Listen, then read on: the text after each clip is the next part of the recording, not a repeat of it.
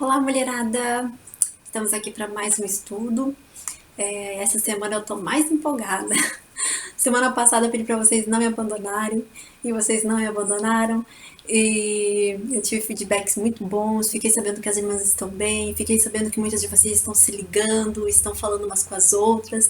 E isso encheu meu coração de alegria. Eu fiquei realmente muito feliz. Essas coisas faz bem pra gente saber. Saber que vocês estão bem, saber que vocês estão conseguindo se manter unidas, apesar da distância, apesar desse negócio de quarentena, né? Que Deus mantenha a gente assim e que a gente continue orando para que isso possa se acalmar o quanto antes e a gente poder voltar às nossas atividades, poder voltar a se ver pessoalmente, não é? Hoje eu queria falar com vocês referente a um alguns versículos da Bíblia que está lá no livro de Tito, que são instruções que o apóstolo Paulo deu para um grupo de mulheres da igreja de Creta, que tem a ver com a forma como elas estavam se relacionando, né? São conselhos que ele dá para essas mulheres e que tem muito a ver com o que a gente vive hoje e que podem nos ajudar nos nossos relacionamentos hoje como mulheres dentro da igreja. Bem, o livro de Tito é um livro do Novo Testamento que foi, na verdade, uma carta que o apóstolo Paulo escreveu para Tito, né? Em algum momento, provavelmente depois do primeiro encarceramento de Paulo, houve um momento que está descrito em Atos 27, onde a embarcação que Paulo estava teve que parar em Creta por causa do mau tempo, uma tempestade que eles pegaram. Então Tito e Paulo são obrigados a parar em Creta. E lá Paulo entende que conhece alguns irmãos que estão na ilha de Creta e ele resolve seguir viagem sozinho e deixar Tito então na ilha de Creta para auxiliar esses irmãos. Para meio que colocar ordem na casa, a coisa lá estava meio bagunçada. Ele precisava ajudar os irmãos na parte de liderança, na parte de doutrinas, condutas, né? Então Tito ficou na igreja de Creta, nessa região de Creta, para poder ajudar esses irmãos que estavam por lá. Creta é uma ilha na Grécia, e era uma ilha com muitas cidades, aproximadamente 100. Então acreditava-se que tinha algumas igrejas espalhadas por essas cidades. Mas quando a gente olha para o contexto do que era culturalmente Creta, parece um pouco com o contexto que a gente vive hoje.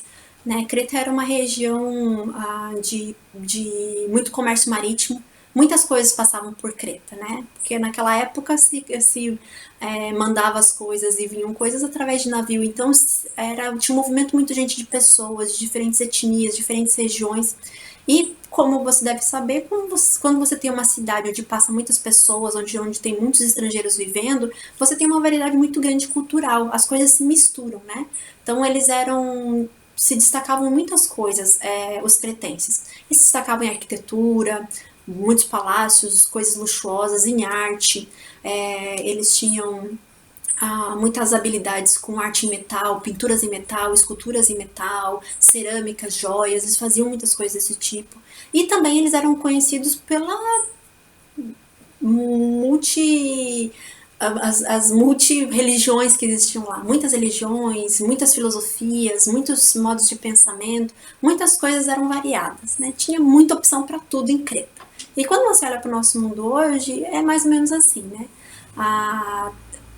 Tudo está em todo lugar. A nossa cultura é misturada com muitas coisas que vêm de fora, que são nossas mesmo, né? E quando a gente olha até para a questão de religião, as nossas religiões são muito misturadas. Hoje você tem uma infinidade de opções de espiritualidade, você não precisa nem dizer que é religião, você pode dizer que é outra coisa. E essas coisas acabam influenciando a gente, não é? E os cretenses, inclusive, eles valorizavam muito o papel da mulher dentro da religião. Muitas esculturas, muitas pinturas em metal de mulheres faziam parte das práticas ritualísticas, dos rituais pagãos que eles tinham. Inclusive existia uma deusa mãe que segurava na sua imagem, tinha ela segurando serpentes na sua mão, e essa deusa mãe era muito importante para os cretenses. Então a figura feminina estava presente em muita coisa nessa cultura, nessa mistura de cultura, né? Quando a gente olha para a nossa cultura hoje, não é assim também, né? A mulher sendo colocada em diferentes lugares e projetada de diferentes maneiras, e essas coisas influenciam a gente, influenciam inclusive as gerações, né? As gerações de mulheres que vão surgindo, vão crescendo, e novas influências vão surgindo por essa globalização, por essa mistura de coisas que estão diante de nós. E isso afetava os cretenses, a igreja de Creta como um todo, e afetava as mulheres também. Assim como essa cultura tão misturada afeta também as nossas vidas hoje em dia, como nós mulheres somos influenciadas por essa mistura de coisas.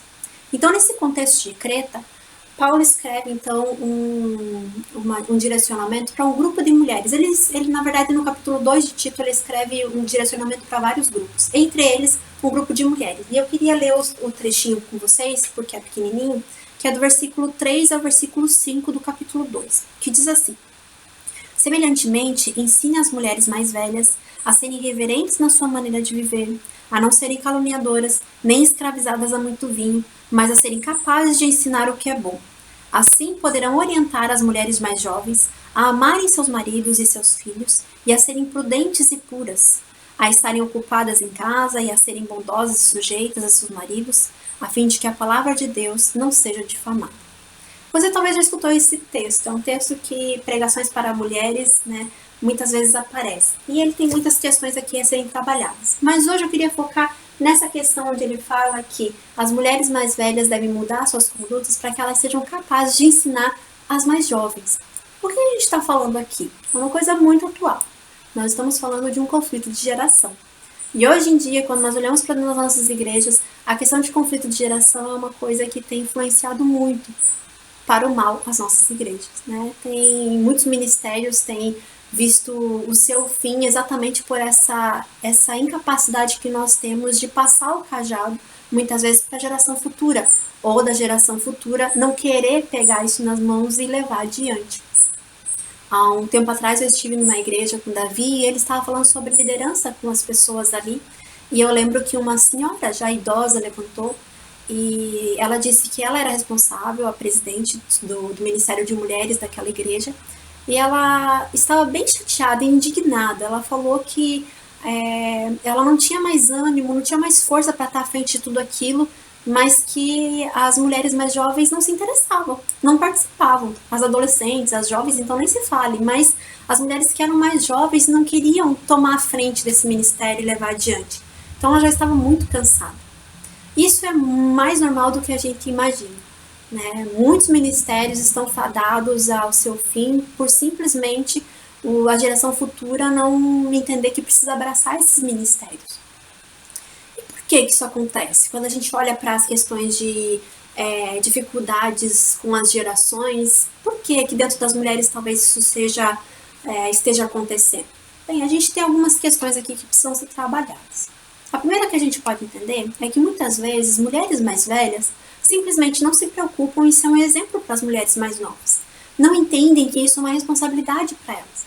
Nesse texto fica muito claro que o que Paulo está dizendo é: vocês precisam mudar a forma da conduta de vocês, a forma como vocês pensam, vocês precisam amadurecer na fé para influenciar as mais novas. Né? E isso deveria acontecer até hoje em dia. Né? Mulheres mais velhas deveriam amadurecer, deveriam ser aquelas mais experientes na fé, aquelas que buscam mais a Deus, aquelas que colocam mais em prática, aquelas que sejam mais sábias. E muitas vezes não é. Nós vemos mulheres que são já idosas, mulheres que estão há anos no cristianismo, mas que não são sábias, não mudam a sua forma de viver, são mulheres amarguradas muitas vezes, mulheres que não entendem a sua responsabilidade em mudar a sua vida para influenciar as mais novas. Por outro lado, nós temos as mulheres mais novas que muitas vezes acham que não tem nada que aprender com as mulheres mais velhas, né? Só porque a vida delas não é parecida com a nossa muitas vezes, então não interessa. No máximo a nossa mãe, né? Muitas das mulheres mais jovens escutam e querem saber a experiência da própria mãe, mas não se interessam em saber a experiência de outras mulheres mais velhas, de prestar atenção na vida dessas mulheres, de entender o que elas passaram, quem são elas, quais as histórias que elas têm para nos contar. E quanto isso é valoroso para nossa história, né? A longo prazo isso faz muita diferença. Essa visão a longo prazo é algo que facilita muito a nossa vida. Então, é fato. A gente sabe que nós temos uma dificuldade de manter diálogos com mulheres de gerações diferentes. Isso tem se tornado muito forte e é preciso que a gente trabalhe para vencer essas barreiras. É uma barreira que não precisa existir. Né? O conselho que a Bíblia nos dá, não só aqui, mas quando a gente vê todo o contexto de igreja, a igreja é um lugar feito de pessoas diferentes. E nós não temos o direito de separar a igreja em blocos ou em caixinhas de acordo com a nossa geração. O que a Bíblia está nos falando é que nós, mulheres jovens, assim como mulheres mais jovens do que eu, por exemplo, e mulheres mais velhas do que eu, nós temos muitas figurinhas para trocar. Né? Não é porque nós somos de gerações diferentes que nós não temos um diálogo, que nós não temos coisas em comum, que nós não temos nada para falar uma com a outra. Né? E é importante que nós nos empenhemos em trocar essas figurinhas, para que a nossa igreja possa se fortalecer, para que o reino de Deus cresça. Quando a gente pensa nessa troca de experiências, uma coisa que é muito importante: nenhuma faculdade, nenhuma universidade, nenhum mestrado, nenhum doutorado é capaz de ensinar pra gente experiência de vida. Se as jovens podem cooperar com tecnologia, com disposição, né, com o gás que elas têm, aquela coisa mais, a gente pode correr mais, né, pro reino, as mulheres mais velhas têm um papel importantíssimo através das dicas e dos exemplos de vida que elas podem nos dar, fazendo com que muitas meninas que são mais novas andem por caminhos diferentes, tenham a escolha de ter caminhos menos dolorosos, tenham uma vida facilitada por conselhos que a gente possa receber, né? E principalmente quando a gente tem essa troca de experiência, principalmente a geração mais nova, consegue deixar de ter uma visão tão imediatista e entender que a vida é feita a longo prazo e que as nossas escolhas precisam ser pensadas a longo prazo. Né? E quando a gente olha para a vida de pessoas mais velhas, a gente tem como ver quais foram as sementes que elas plantaram e o que foi que elas colheram com isso. E muitas vezes isso vai influenciar as nossas escolhas, as nossas sementes. Então é muito importante essa troca de experiências. Nós devemos entender que nós temos uma responsabilidade umas com as outras. A gente, eu e você, estamos influenciando mulheres, mesmo que a gente não queira. Mesmo que a gente não queira ser influenciadoras, nós estamos influenciando mulheres. Mulheres estão olhando para as nossas vidas. Se você é uma mulher idosa, mulheres mais novas estão olhando para a sua vida. Né? Mulheres estão olhando para a forma como você cria os seus filhos. Mulheres estão olhando para a gente, como a gente trata os nossos maridos. Mulheres estão olhando para nós para ver como nós tratamos as nossas mães, como nós lidamos com conflitos da vida, como nós fazemos escolhas. E a nossa influência na vida dessas mulheres pode criar duas coisas. Ou ela cria uma aversão total, então as mulheres olham para a nossa vida, outras mulheres olham para a nossa vida e falam assim: Deus me livre, não quero ser parecida com ela nunca. Né? Olha o jeito como ela é, olha o jeito como ela trata as pessoas, olha como ela reclama o tempo todo, olha como não sei o que. Né? Ou a gente pode influenciar essas pessoas sendo fonte de inspiração para elas através da nossa fé. Né? Como é bom as pessoas olharem pra gente e dizer: você é uma mulher de fé, como é bom você ser honrada pela sua fé, como você é bom você ser reconhecida como mulher sábia, uma mulher de Deus, uma mulher de oração, uma mulher que pondera as palavras, uma mulher que dá bons conselhos, uma mulher que é bondosa, uma mulher que se doa, uma mulher que faz coisinhas e dá para outras pessoas. Como é bom você ser reconhecida por esse tipo de influência. Né?